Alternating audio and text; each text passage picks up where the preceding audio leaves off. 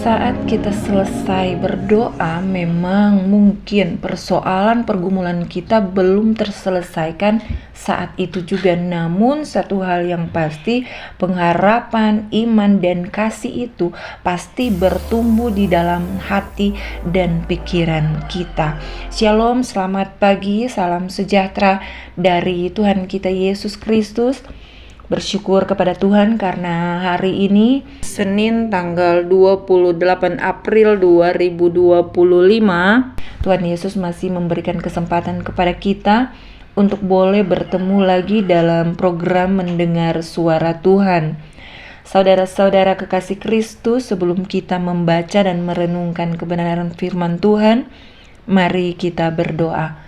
Kami mengucap syukur, kami berterima kasih Tuhan Yesus untuk kasih setia-Mu yang tidak pernah berkesudahan dalam kehidupan kami.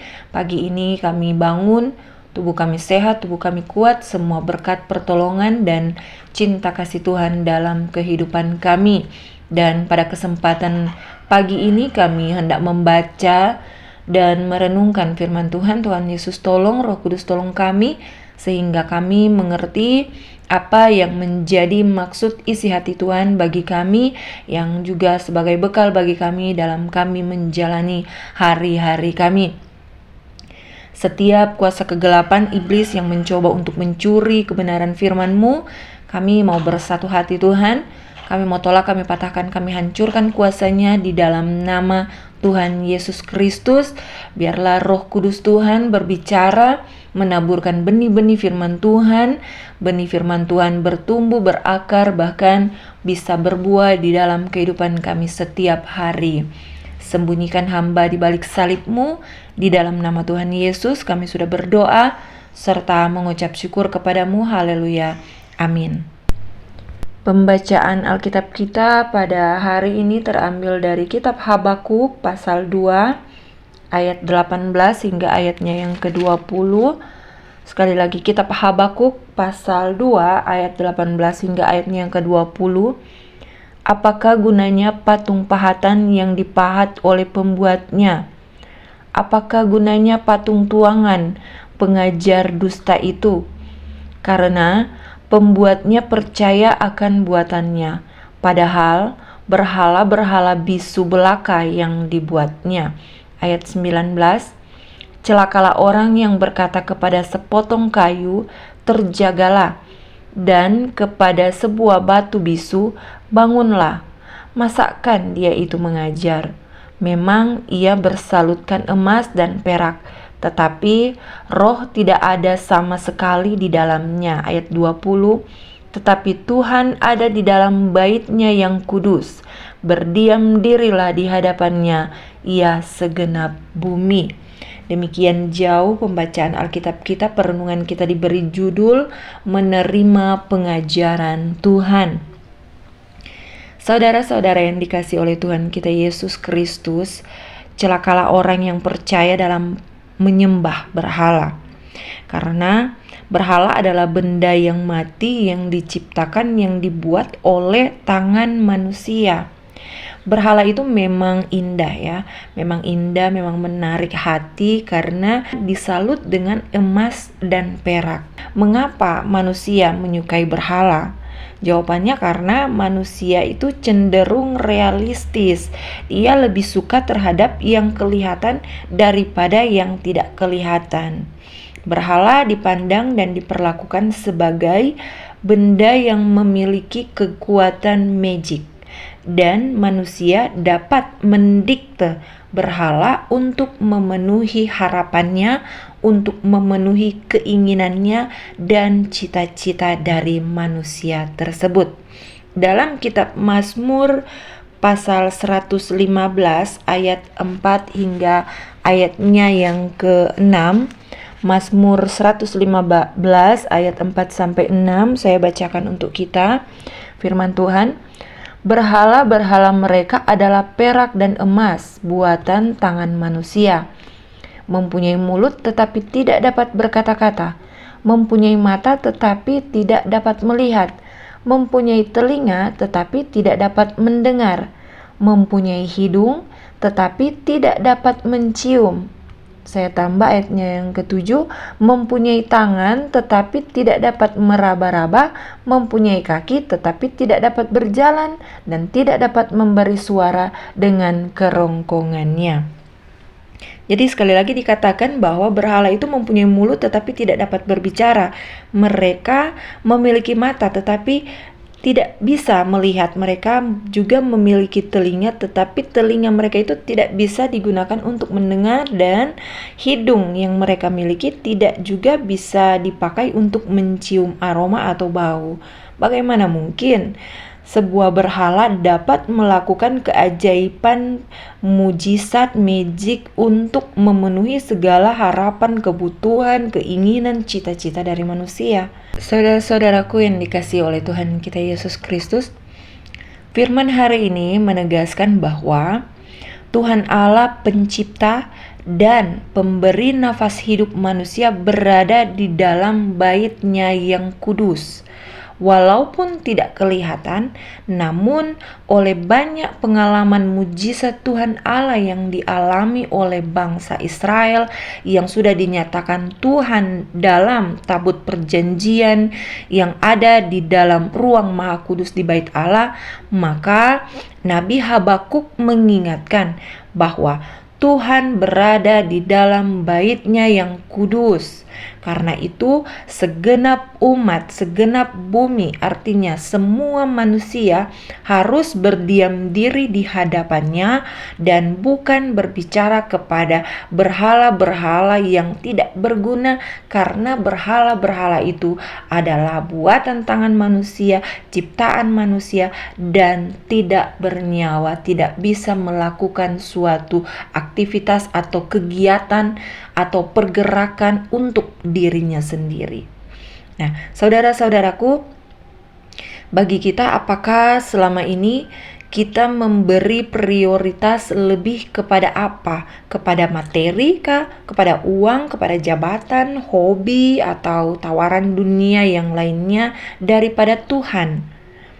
Atmosfer di media sosial ini sangat menarik, hampir bisa membuat kita tidak pernah lelah dan tidak pernah bosan untuk menghampiri media sosial yang ada. Hidup kita hampir seluruh waktu kerja tersita mengikuti berita di media sosial yang mungkin ya tidak sepenuhnya benar, tidak sepenuhnya akurat.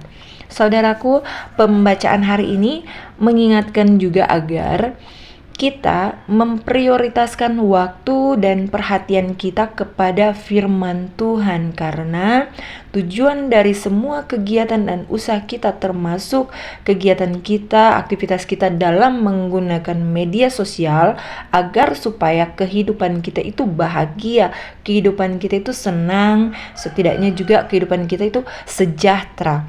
Apapun yang kita lakukan di luar Tuhan Allah, semuanya akan menjadi sia-sia. Habakuk mengatakan, berhala adalah pengajar dusta, dan Tuhan Allah yang hidup dan berkuasa memberikan kita pengajaran di bait-Nya yang kudus, dan pengajaran Tuhan adalah benar dan amin. Karena itu berdiam dirilah di hadapannya, nantikanlah pengajarannya yang membawa kepada kehidupan. Saudara-saudara yang dikasihi oleh Tuhan kita Yesus Kristus, bagi kita saat sekarang ini ya, di dunia yang modern saat ini, saat pergumulan menimpa kita, saat kita ada dalam masalah, dalam pergumulan, katakanlah seperti itu, dalam keluarga kita, mungkin dengan suami, dengan istri, atau dengan anak-anak, atau juga dengan masalah dengan orang tua, atau dengan kakak, dengan adik kita, dengan kerabat kita, teman kita. Yang pertama yang harus kita lakukan adalah jangan sekali-kali menyentuh, memegang, atau membuka medsos, apalagi curhat di media sosial, karena bukan jalan keluar atau solusi yang akan kita terima, tapi gosip atau aib dari keluarga kita, aib dari diri kita sendiri yang akan menjadi bahan pembicaraan atau bahan diskusi orang-orang pengguna media sosial yang lain, yang mana mereka kurang pekerjaan. Jadi mereka mencari bahan-bahan pembicaraan, bahan-bahan kerja dari apa yang mereka lihat, mereka dengar di media sosial. Dan saat kita curhat di media sosial, maka materi kita, maka pergumulan, persoalan, masalah kita akan menjadi bahan pembicaraan, bahan diskusi mereka. Dalam gumul, masuklah dalam kamarmu dan berdoalah. Temui Tuhan Allahmu, curhatnya sama Tuhan. Dia itu Allah yang berkuasa, maha mengetahui dan penuh dengan kasih dan sayang.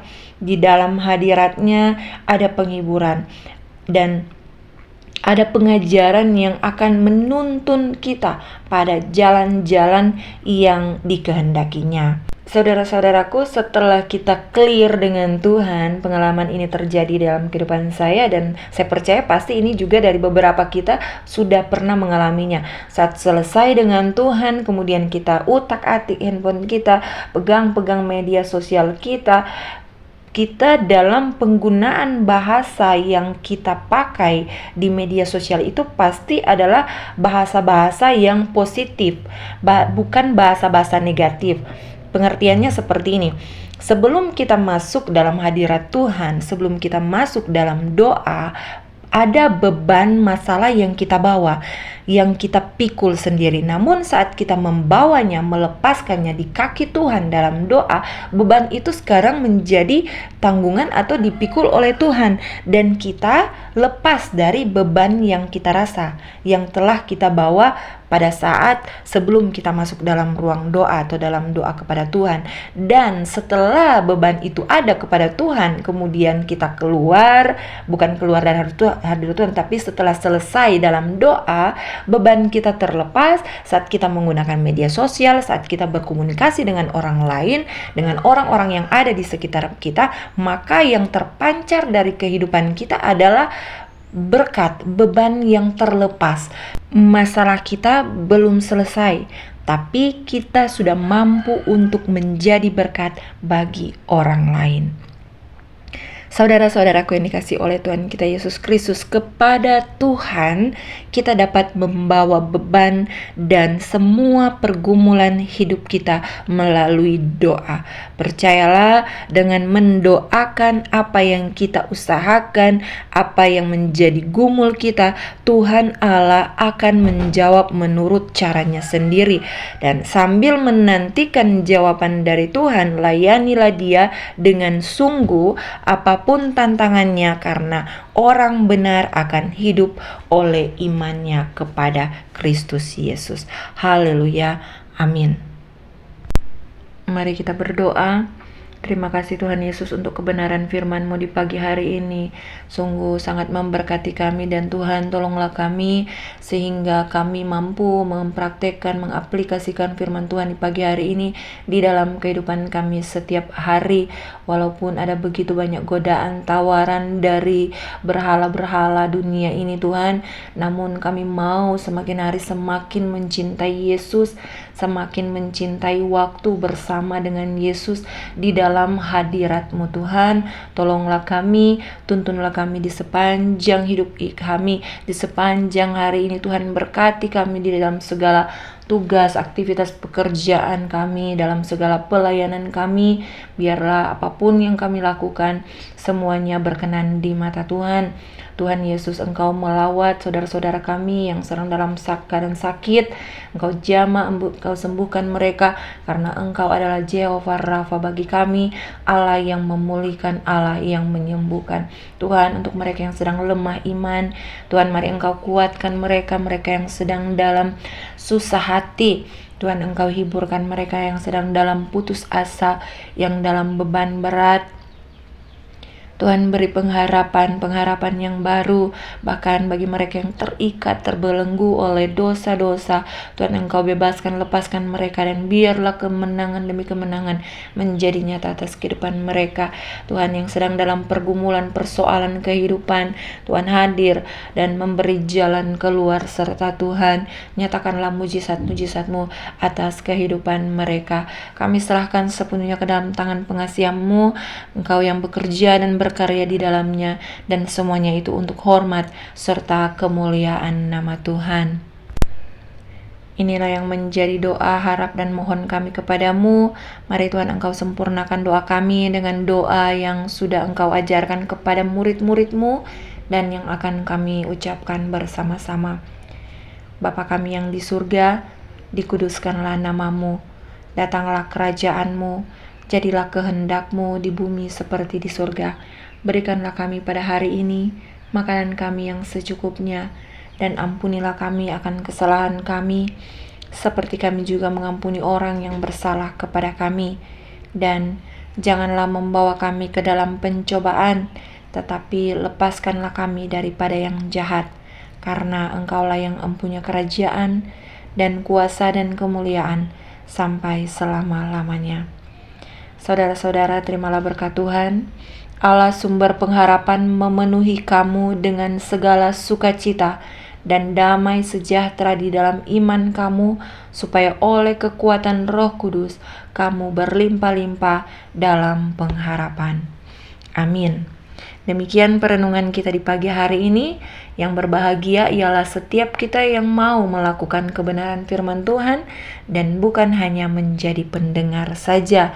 Dan bagi saudara-saudara yang merasa diberkati lewat firman Tuhan yang ada, mari saudara-saudara untuk boleh membagikan postingan ini, membagikan video ini kepada kerabat, saudara, teman kita yang lainnya, agar berkat yang sudah kita terima, mereka pun turut merasakan dan menerimanya. Sampai bertemu di besok hari pada jam yang sama dalam program Mendengar Suara Tuhan. Shalom dan selamat pagi. Tuhan Yesus memberkati kita semua.